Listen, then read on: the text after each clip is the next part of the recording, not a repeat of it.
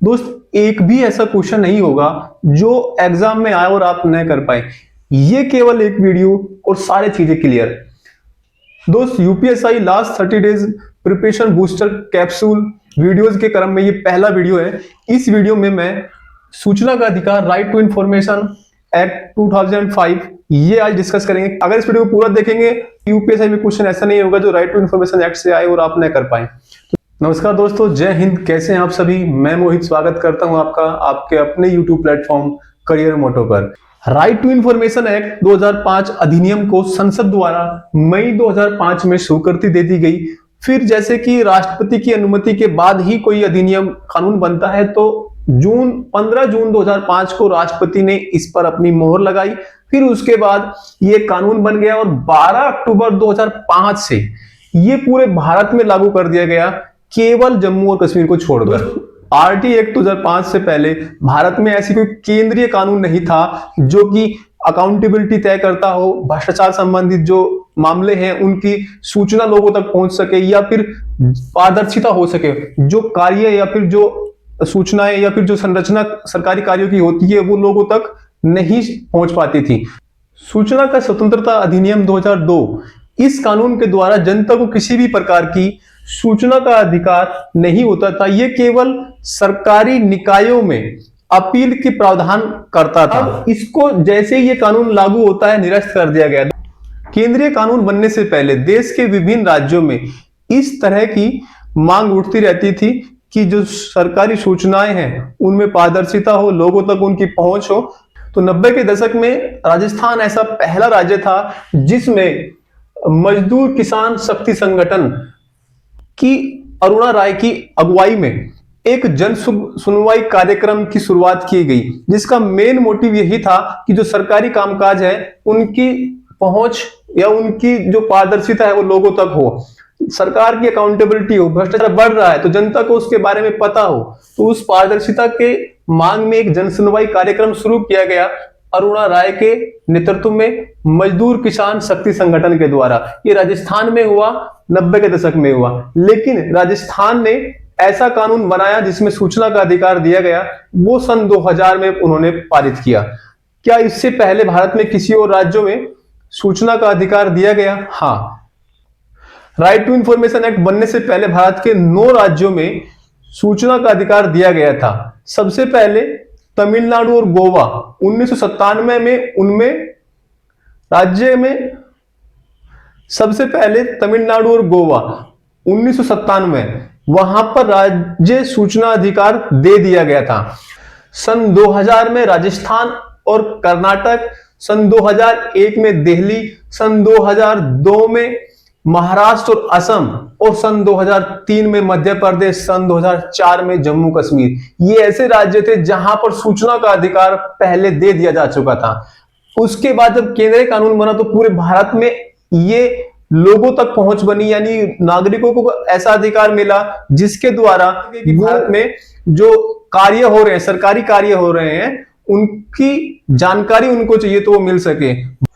भ्रष्टाचार के विरोध में ट्रांसपेरेंसी हो, लोगों तक पहुंच हो, जानकारी हो सरकारी कार्यों की। उसके साथ ही अगर गुड गवर्नेंस की बात करें तो यह भी एक आधार बनता है, क्योंकि जब लोगों तक पहुंच होगी, लोगों तक सूचना होगी तो सरकार की जवाबदेही बनेगी और गुड गवर्नेंस कहीं ना कहीं लागू होगी।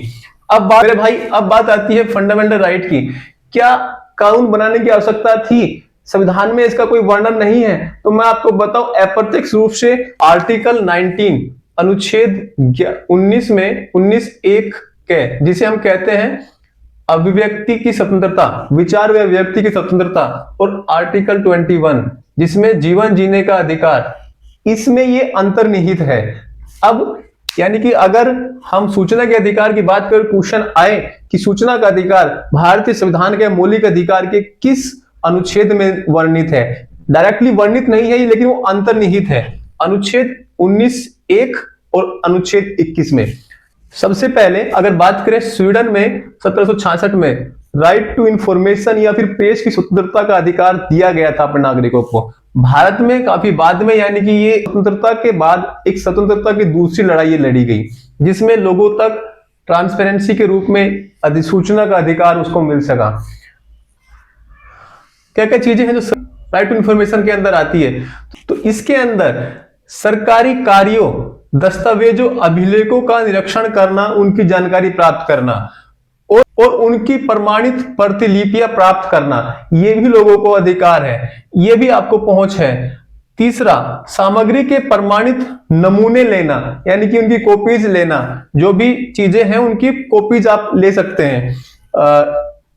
चौथा, अगर बात करें, यदि सूचना कंप्यूटर या अन्य तरीके से स्टोर की गई है, सेव की गई है, तो उसको इलेक्ट्रॉनिक मीडियम या प्रिंट आउट के रूप में प्राप्त किया जा सकता है। और ये मुख्य रूप से आपको याद रखना है, ये आरटीआई एक्ट की धारा 6 में आता है। दोस्तों, अब और इंपॉर्टेंट चीजों पर फोकस करते हैं जहां से हर हाल में क्वेश्चन बनने हैं। अगर हम बात करें क्या क्या प्रावधान है आरटीआई एक्ट के अंतर्गत, तो इसकी कुछ धाराएं हैं मुख्य, वो आपको याद रखनी है, वहां से क्वेश्चन आपको बनेंगे क्या क्या प्रावधान इसके अंदर है। जैसे कि आरटीआई एक्ट सभी के लिए लागू किया जाता है, मतलब भारतीय और विदेशी सभी नागरिकों के लिए तो नहीं, किसी विदेशी को यह अधिकार नहीं मिलता, न ही किसी कंपनी, ट्रस्ट या फर्म को यह अधिकार है, ये केवल नागरिकों को अधिकार है, वो भी केवल भारतीय। क्या इसमें ओसीआई यानी ओवरसीज सिटीजन्स जो होते हैं इंडिया के, क्या उनको यह अधिकार प्राप्त है? तो बिल्कुल नहीं, ये किसी विदेशी नागरिकों के लिए नहीं है, नहीं भारत के ओवरसीज सिटीजन्स के लिए, एनआरआई के लिए। ये कुछ परिस्थितियों में दिल्ली हाईकोर्ट की व्याख्या के अनुसार उन लोगों को दिया जा सकता है। कोर्ट ने यह कहा कि सभी मामलों में सूचना का अधिकार प्रतिबंधित करना उचित नहीं है। तो अगर विदेशी नागरिकों को कुछ हद तक सूचना का अधिकार मिल सकता है, तो वो न्यायालय की व्याख्या के अनुसार, और वो भी भारतीय सार्वजनिक प्राधिकरणों की जानकारी मिल सकती है। केवल जो पब्लिक है, यानी कि जो आपका सबके लिए कॉमन चीजें हैं, उनकी जानकारी उसको मिल सकती है।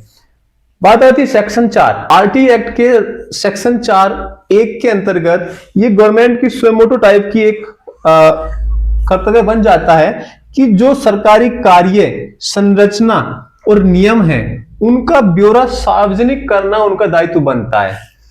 अब उसके बाद आती है सेक्शन 7, जो बहुत ही इंपॉर्टेंट है, कई बार एग्जाम में पूछा जा चुका है कि कितना समय होता है सूचना के अधिकार के लिए।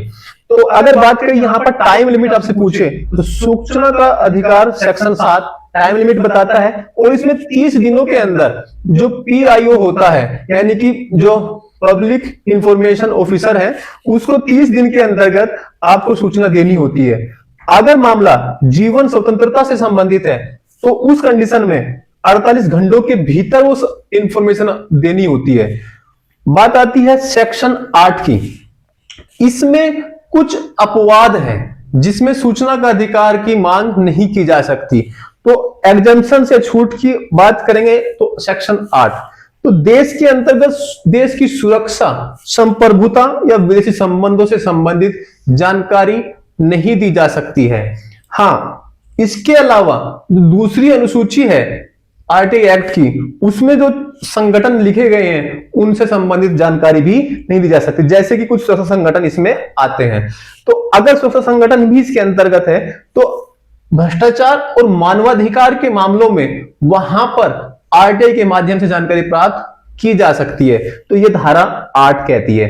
तो ये बहुत ही महत्वपूर्ण धाराएं हैं। इसके अलावा जो अन्य धाराएं हैं, जिसमें सेक्शन 10 है, सेक्शन 10 यानी धारा 10 क्या कहती है? पृथकीकरणीयता या हम कहें सेवरेबिलिटी। इसमें जो आरटीआई एक्ट के तहत सूचना मांगी गई है और वो कुछ हिस्सा प्रतिबंधित है, तो उस प्रतिबंधित हिस्से को छोड़कर अन्य सूचना सेक्शन 10 के आधार पर दी जानी है। यह आपको याद रखना है। सेक्शन 19, इसके अंतर्गत अपील की जाती है। यह कैसे? जैसे आपने आरटीआई लगाई, आरटीआई लगाने के बाद आपको सूचना नहीं मिली या गलत सूचना मिली या फिर बहुत देरी से सूचना मिली, तो उस सिचुएशन में आप पीआईओ से उस जवाब से संतुष्ट नहीं है, आप वरिष्ठ अधिकारी को अपील कर सकते हैं। यह आपका अधिकार बनता है सेक्शन 19 के आधार पर।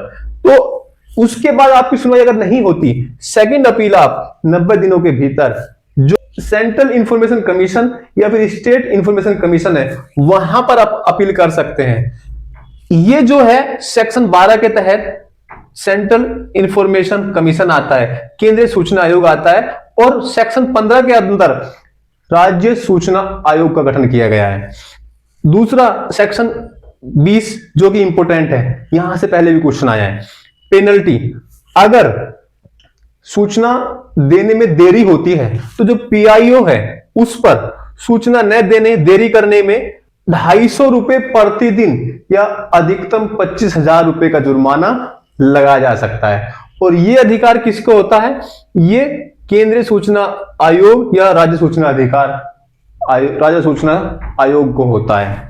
आरटी आवेदन करने के लिए क्या आवेदक को कुछ शुल्क देना होता है? तो इसके लिए 10 रुपए निर्धारित किया गया है और जो बीपीएल कैटेगरी के हैं उनके लिए निःशुल्क है। केंद्रीय सूचना आयोग का गठन सेक्शन 12 में जो आता है 12 अक्टूबर 2005 को किया गया था और ये राष्ट्रपति द्वारा किया जाता है। इसमें एक मुख्य सूचना आयुक्त होते हैं, उनके अलावा 10 अन्य सूचना आयुक्त होते हैं।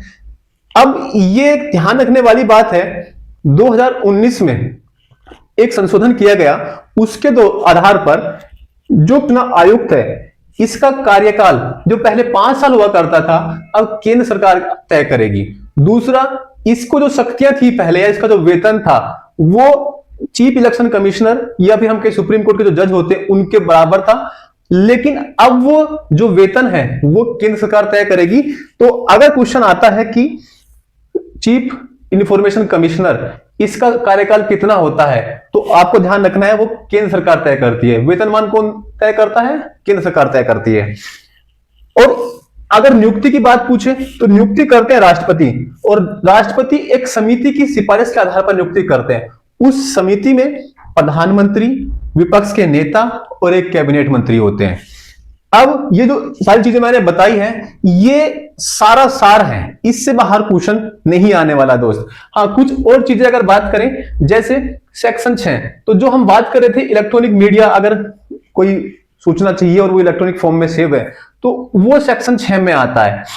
ये पूरा का पूरा आरटीआई एक्ट आपको मैंने बता दिया है एक छोटी सी वीडियो में।